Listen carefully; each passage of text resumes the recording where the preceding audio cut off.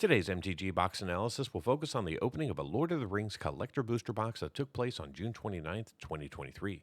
We'll begin by taking a look at the cards that we were eligible to obtain from a collector booster pack and compare that to the cards that we actually saw. Then we'll review set coverage, coverage by rarity, and duplication. To establish a baseline for value, we'll analyze the value of the set and then break down the actual observed value in the box.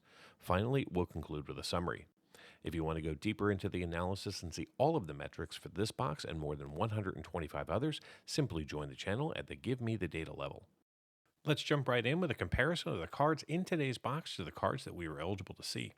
Using this chart, we can see the non-foils we observed in green, the foils we observed in orange, and the cards we were eligible to see in gray as the baseline. In the non-foil space, we saw 17 showcase, 14 borderless, and 15 extended art cards from the main set. We also saw 13 extended art cards from the Commander subset.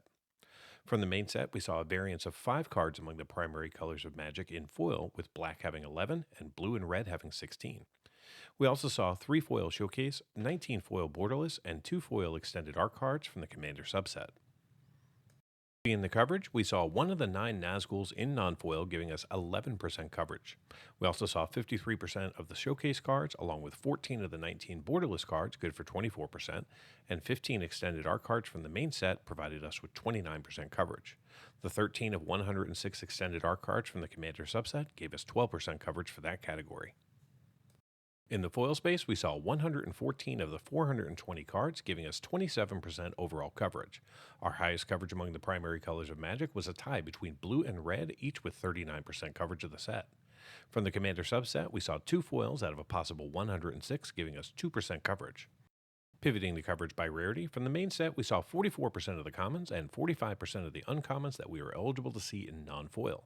We also saw 23 rares for 26% coverage and 4 non-foil mythics for 14% coverage. In the foil space, we saw 45% of the commons and 28% of the uncommons, along with 20 rares for 14% coverage and 3 foil mythics for 6% coverage. In total, we saw 43 rares and 7 mythics from the main set. From the Commander subset, we ended up seeing 8 unique non-foil extended art rares for 12% coverage and 5 mythics for 7% coverage. In the foil space, we didn't see any rares, but we did see 2 more extended art mythics, 1 from our 12 packs and 1 in the box topper. This means that we saw 8 rares and 7 mythics from the Commander subset, 43 rares and 7 mythics from the main set, for a grand total of 51 rares and 14 mythics in the box. In today's box, we saw very low duplication with only 6 cards being repeated twice for a box duplication rate of 4%. Before we take a look at the value in today's collector booster box, let's review the value of the cards that we could have pulled. This chart shows all the cards from the main set that you can pull from a collector booster pack using non-foil market prices as of June 28, 2023. Do note that this chart does not include the surge foils, as most of them do not have market prices at this time.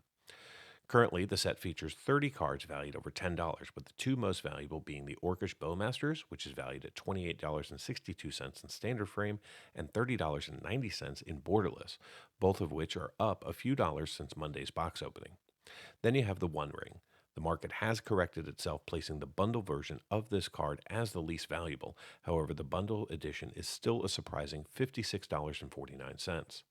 The extended art version is a few dollars more at $58.26, and the most valuable, other than the serialized one of One Ring, is the standard frame, demanding an amazing $69.61 in market price.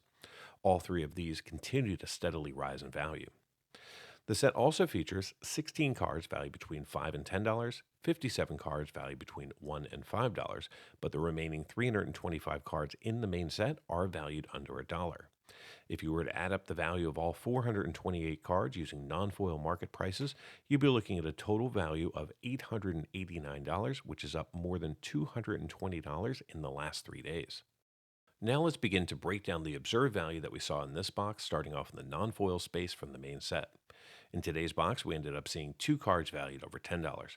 We saw the extended art Bilbo's Ring, currently valued at $10.45, and Nazgul number 100 from the main set, valued at $11.46. We also saw 2 non-foils in the $5 to $10 range and 12 cards valued between $1 and $5. The remaining 31 main set non-foils in the box are currently valued less than $1.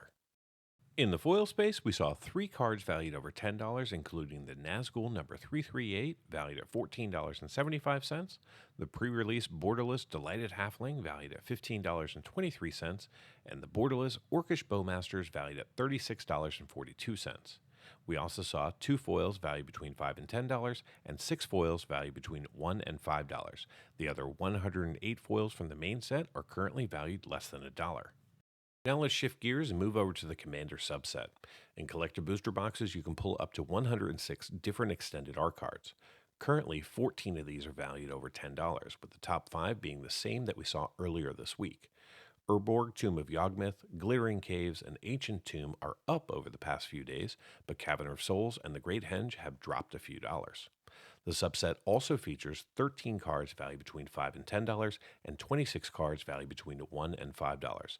The other 53 cards are currently valued less than $1. In today's box, we saw one of the 14 cards valued over $10 in our 12 packs, which was the Buckleberry Fairy, aka Aboro Palace in the Clouds, valued at $13.91. The other card was our box topper, Fanghorn Forest, or Yavimaya Cradle of Growth, currently valued at $17.91 in foil.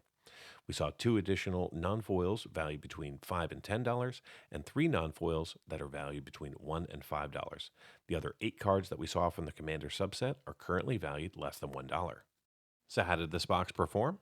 Well, I purchased this box through Amazon at pre-order for $349.79.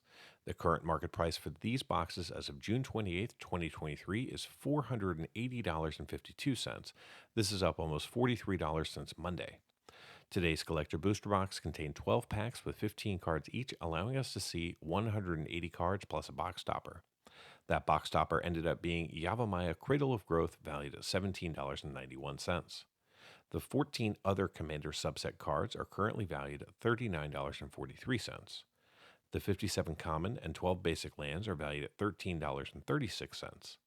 The 47 uncommons are valued at $40.11, and the 43 main set rares have a current market value of $110.73. Finally, the 7 main set mythics are valued at $21.91.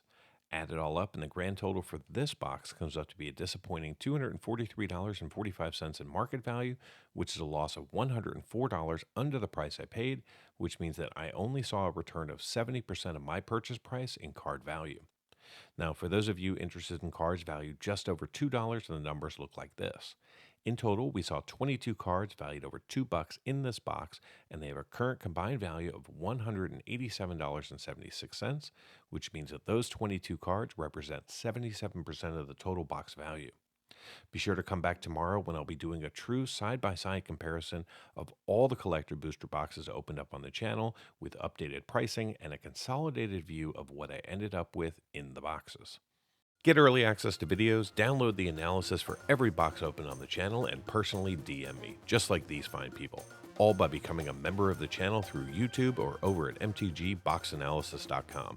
You'll find links in the description. Until next time, do something amazing.